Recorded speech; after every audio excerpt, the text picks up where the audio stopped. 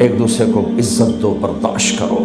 میرے نبی نے فرمایا بہترین مسلمان وہ ہے جو بیوی سے اچھا سلوک کرتا ہو، اور بیوی سے فرمایا میری شریعت میں سجدہ ہوتا تو بیوی سے کہتا خامند کو سجدہ کر۔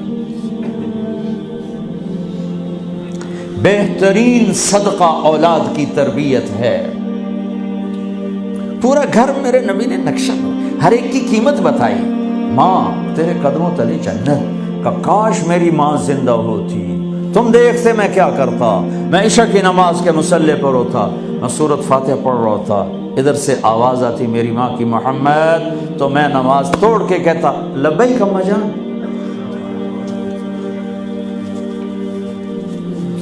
باپ کا تیرے جنت کا دروازہ ہے، باپ تیری جنت کا دروازہ ہے، کھولنا توڑنا نہیں، کھولنا توڑنا نہیں،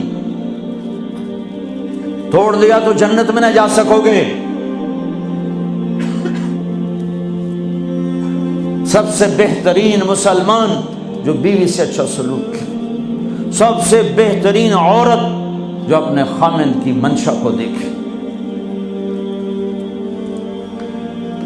پھر آپ نے ایک عجب بات فرمائی جو معاشرے میں بہت بوجھ بنتا ہے جس کا، ہاں بھائی تمہیں ایسا صدقہ بتاؤں جس سے بڑھ کے کوئی صدقہ نہیں، تمہیں ایسا صدقہ بتاؤں جس سے بڑھ کے کوئی صدقہ نہیں۔ انہوں نے کہا جی کیا؟ کہا الابنۃ المردودہ، جس کی بیٹی کو طلاق ہو گئی یا بیوہ ہو گئی اور گھر واپس آ گئی ماں باپ کے، یا ماں باپ نہیں ہے تو بھائی ہیں، وہ ایک بوجھ بنتی ہے ماں باپ پر بھی، اور بھائی تو ویسے ہی باغی ہو جاتے ہیں۔ میرے نبی نے فرمایا اس بچی پہ خرچ کرنا کائنات کا سب سے افضل صدقہ ہے۔ گھر، ایک گھر کیسے چلتا ہے؟ ہمارے ہاں پنجاب، سندھ، بلوچستان سرحد میں بہنوں کو وراثت میں کوئی حصہ نہیں ملتا، سب بھائی کھا جاتے ہیں۔ میرے نبی نے فرمایا جس کو اللہ نے 2 بہنیں دیں اس نے ان کا حق ادا کیا، شادی کی حق ادا کیا۔ ماں باپ کی وراثت میں سے ہوتا ہے، اگر میں نے کوئی خود کمایا ہے اس میں بہنوں کا حق نہیں، ماں باپ سے اگر 1 روپیہ بھی آیا ہے تقسیم کیا جائے گا۔ جس نے بہنوں کا حق ادا کیا، شادی کی حق ادا کیا، اس پہ جنت واجب ہو گئی۔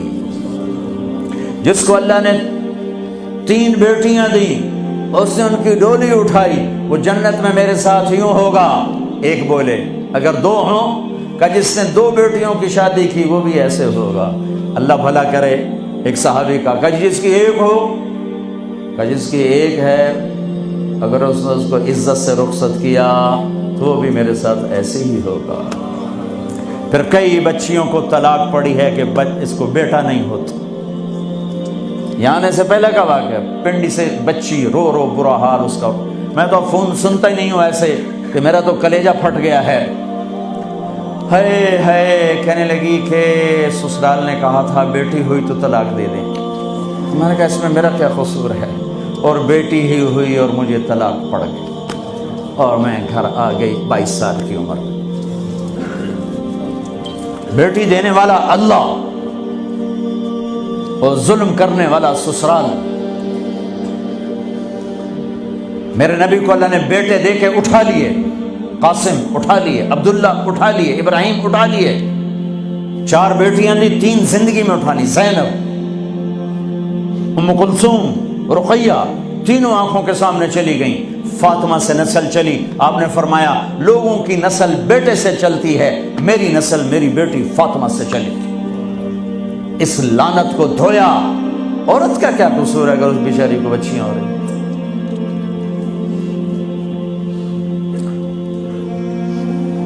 جس نے اپنی بہنوں کو حق ادا کیا، جس نے بیٹیوں کو ڈولے میں بٹھایا، ان کا حق ادا کیا، کہ جنت میں یوں ہو جائے گا۔ بہنوں کو دینا اتنا ضروری ہے، حرام ہو جاتی ہے روٹی۔ میں نے مولانا جمشید صاحب میرے استاد ہیں، میں نے ان سے تفسیر پڑھی۔ میں ایک دن شہد کی بوتل لے کر گیا، پرانی بات ہے 76-77۔ میں نے کہا حضرت یہ ہدیہ ہے۔ فرمایا کہاں سے لائے ہو؟ کہ میرے اپنے باپ ہے۔ فرمایا تیرے باپ نے اپنی بہنوں کو، تیرے باپ نے اپنی بہن یعنی میری پھوپھیوں کو، تیرے باپ نے اپنی بہنوں کو زمین میں سے حصہ دیا تھا؟ یہ سوال کیوں کیا؟ 10 روپے کی شہد کی بوتل تھی اس وقت، کہ اگر دیا تھا تو یہ میں لے لوں گا، اگر نہیں دیا تو پھر یہ حرام ہے، میں نہیں لوں گا، یہ مطلب تھا۔